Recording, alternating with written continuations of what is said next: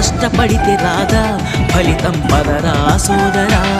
నీ ధైర్యం తోడై ఉండగా ఏ సాయం కోసం చూడక నీ ధ్యేయం చూపే మార్గంలో పోరా సూటిగా.